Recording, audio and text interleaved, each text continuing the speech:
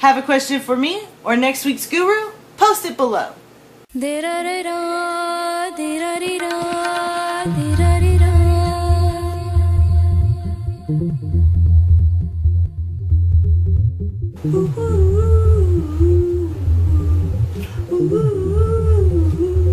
Barbara Streisand.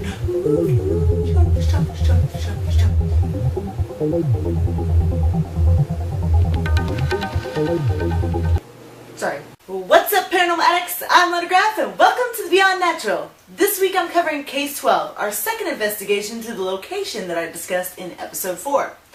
Also, our guest guru is Ryan Michaels, a psychic medium.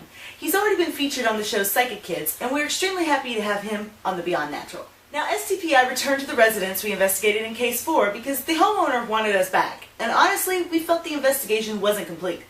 Strange noises, EVPs, and the mysterious light were things we wanted to see if we could recreate or find some natural answers to. But before I get started into the highlight clips, I want to discuss a few things first. I know, nag, dry tab, filthy dribble. Well, sit tight, because I'll make it quick and painless. In this week's footage, you're going to see a flying thing. Now, let me make it clear that when I produce the scripts and host, I get a bunch of clips to choose from, and I try to bring the best of what we have. I want to say that when I present something as a highlight or evidence, the idea is to give some for excitement, some to learn from, and some to just make you play and go, I may tell you what clips to do what with, but honestly, I think it's best if you make your own conclusions. We're not here saying, what? Look at us, we're know-it-alls. Yes, we know-it-alls. Because we don't. Know-it-all, that is. In some cases, the clips you see in each episode just provide something for you to acknowledge and form your own hypothesis about. And then, go out and prove it.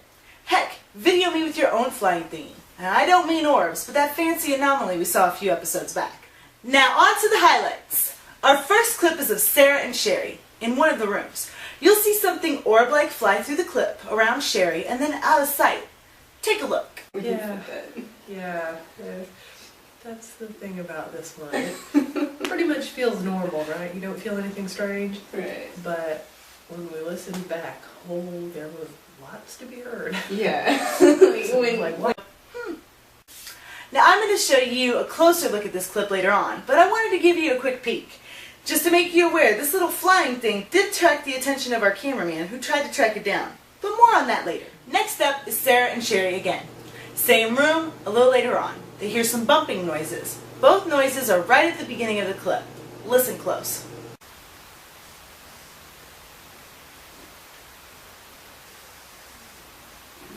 That's not just the house settling.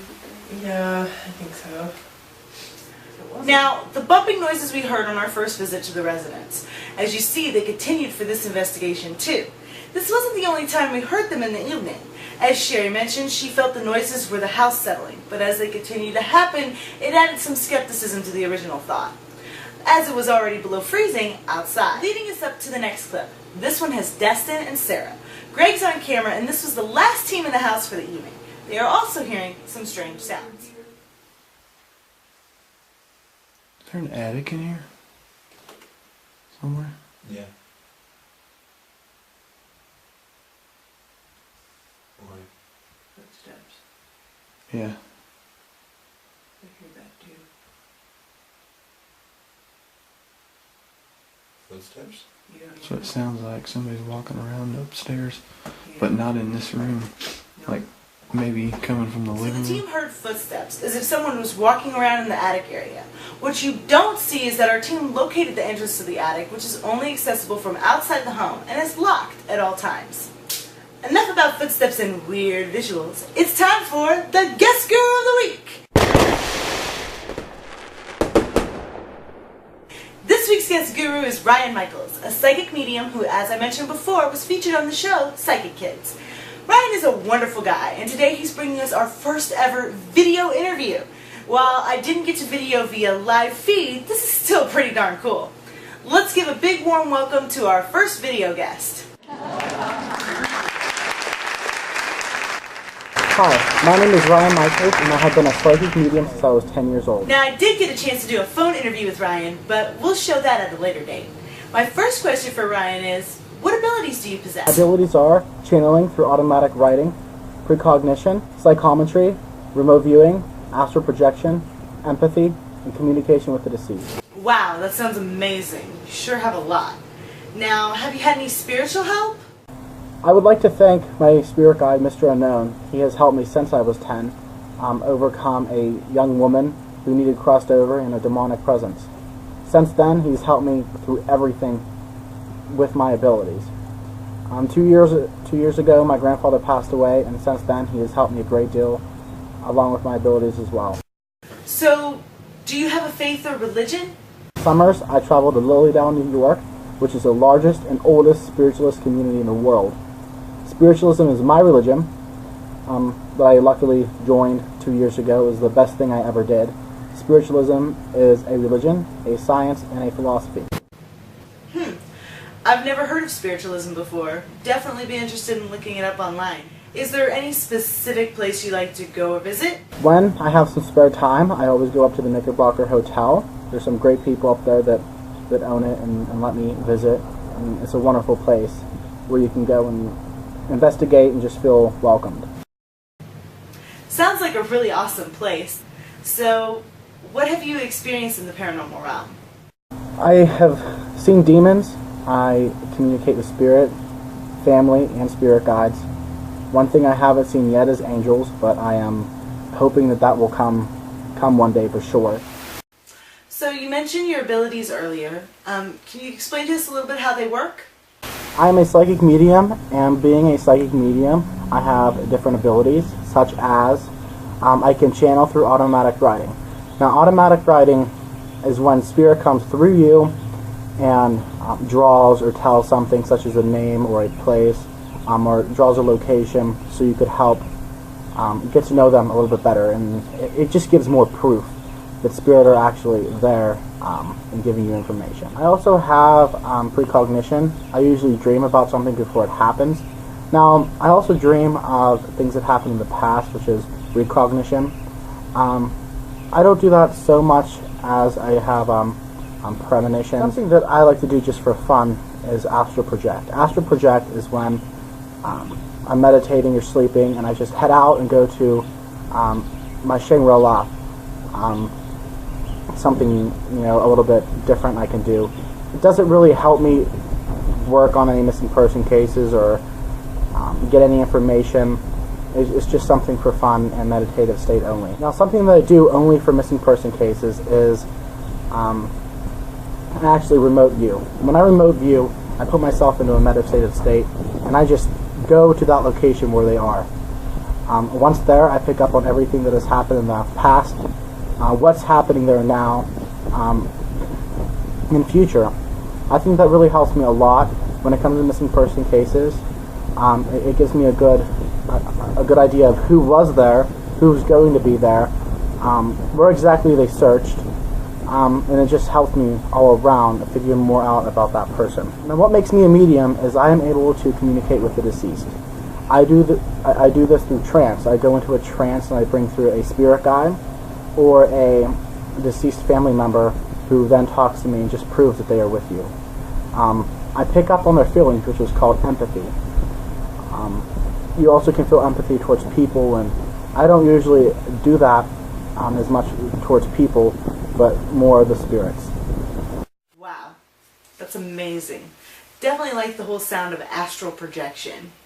Now, what resources would you recommend to other young people and parents of those with psychic abilities? Some resources that I can recommend for people that are having problems when they're a psychic or a medium or even a paranormal investigator is to go on, find your favorite person, such as Ghost Hunters, Paranormal State, myself, Chip Coffey, Chris Fleming, John Edwards. Read about them, find out how they work and what they do when they're in trouble. When doing this, just feel how you would like to handle that situation, if you would like to use some of how they help themselves and put in your own personal religious belief or what you think that would help. I believe it's important for those with abilities to have a support structure as well. My next question was purely my own curiosity, and I wanted to know if Ryan believed that everyone has a little bit of a psychic in them. I used to believe that everybody did have psychic abilities to some extent, but after a while of actually being psychic and talking to people who were having problems and talking to some psychics, my view of that did change. I don't think that everybody has psychic abilities. I think that people do have psychic abilities or they don't. Now there is a line, of course, a border. Either you're psychic, you're not, or you're in the middle of being intuitive. I find these days with crystalline children and indigo children, a lot of more people are intuitive, but they're not psychic, but yet they do have ability. I think as some basketball players are really good, some people can swim really well, some people are amazing artists or musicians, some people are psychic. Finally, I want to understand if Ryan mainly found himself the recipient of people wanting to contact passed on loved ones, or if he was a receiver more often than anything. A receiver being a psychic who gets continuous message from the deceased and being expected to deliver those messages. When I receive messages from spirit, at first it came through only when I would touch someone or hear someone's voice or maybe touch something of theirs. After a while, when people started finding out about me, they started contacting me through my website and asking me for readings or information, and I would either call them or meet them in person because I need voice or touch vibrations, and I can get information about almost anyone. I say almost because if you come into a reading or if you come to me with your mind set on one person, it blocks off everything else. Therefore, you're not going to be able to get information. Also, if you don't believe or if it's against your religion, there's no reason, in my belief, to come to a psychic because you're not going to get good information. The psychic's going to pick up on that, and it's going to be terrible information. I had trouble for a while doing different people in different religions because talking to them, I knew what religion they were, and it bothered me to know that everything I said I was being judged for. Finally, do you have anything you'd like to add? I hope you enjoyed the interview. I am open for psychic advice or readings, psychic parties where I meet up to at least 15, 20 people. I also work on missing person cases. I do paranormal investigations, paranormal consultations, and I also do meditation circles. Them are actually, they get you intuitive, and find your inner self.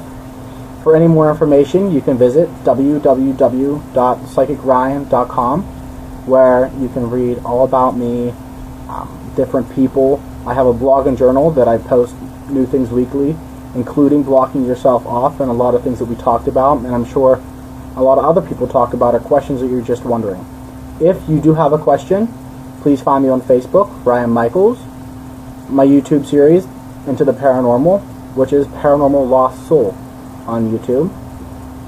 Email me at rmparanormal@yahoo.com. Like I said, my website, and I will get back to you shortly and answer any questions that you have. And if you have any questions for me, let me know and I'll answer them.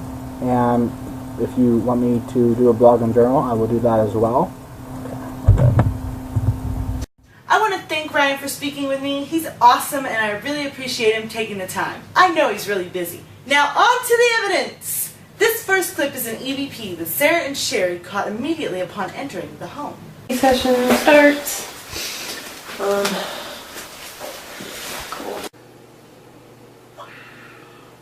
Abandon all hope, ye who wish for no profanity. It just comes with the gig, I guess.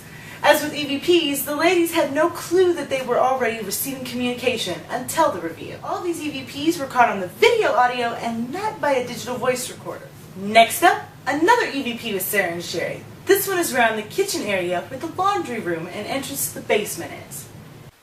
Open the hole in the floor. Oh, is that to the basement? It was a little baby creepy. Starting to think this is going to become the Sarah and Sherry show pretty quick because we got one more EVP for you. Boom, boom. Replace the... yeah, since we have those... Boom, boom.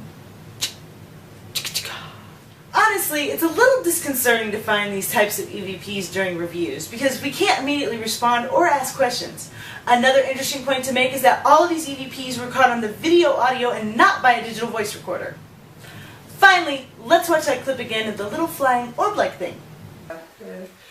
That's the thing about this one. It pretty much feels normal, right? You don't feel anything strange. Right. But when we listen back, there were lots to be heard. Yeah. So when wow. when you said that, I get like that tingly feeling in the back of my neck. Yeah.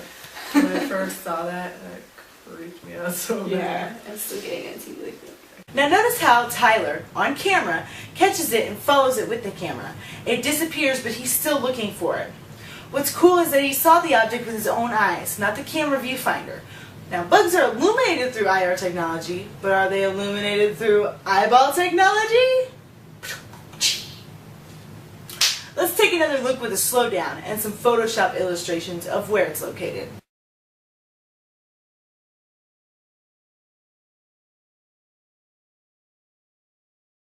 When we listened back, oh, there was lots to be heard. Yeah. Like when My gosh!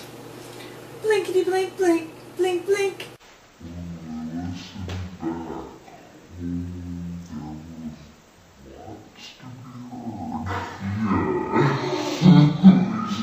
Do you think this might be the strange light that Sarah saw in our last episode at this residence? Well, finally, let's watch that again. Remember, it's wintertime, cold and below freezing.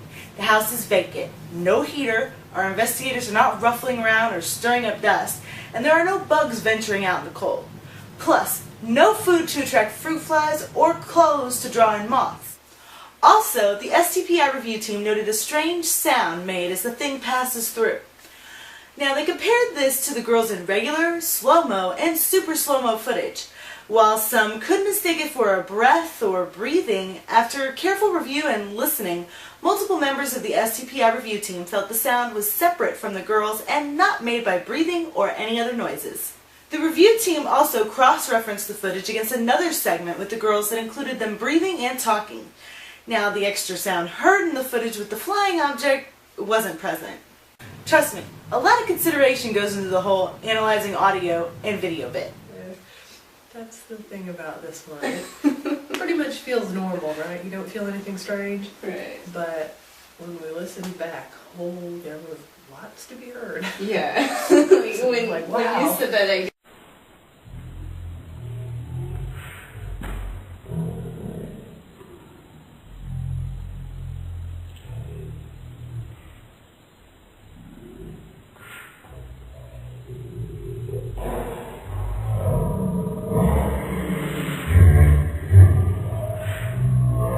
Now, in the slow-mo version, you see that whatever is flying around the room doesn't blend against its surroundings like a light beam would as it moves. For an example of this, take a laser pointer and move it along the wall on your own. You'll see what I mean. Every time you come to an obstruction, it'll naturally blend against it. As you can plainly see, no one in the footage is moving as the thing flies through. One final note that the STPI review team shared with me is that the object seemed to cast a shadow against the wall after it went around Sherry. Bottom line, I'm not saying this is paranormal, but an anomaly that we have attempted to recreate, and couldn't. Usually bugs end up being streams of light on our cameras, and larger streams occur when crossing an IR light or any light for that matter. Now, I wouldn't recommend jumping to paranormal or normal conclusions with this one. Merely just file it away to see if you come across anything else like it in the future. That wraps up this week's episode. Next week we'll be revisiting Marie Birdsong's interview and giving you a chance to hear what we didn't have time to air previously. Now, our topic, spiritual healing. Plus, in the coming weeks, I'll have more footage from guest gurus Sam, Rich, and Grayson on their topics as well. I'll also be looking at Case 13, highlights, and evidence. Till next week, keep it safe. To get links to Ryan's site and other sites for those interested in the paranormal, visit our links page at www.2stpi.com. Oh, Mickey, you're so fine, you're so fine, you blow my mind. Hey, Mickey. Hey, Mickey. Sorry, I had to do that little last bit because of the pigtails. You know that, you know it. You know that, you know it.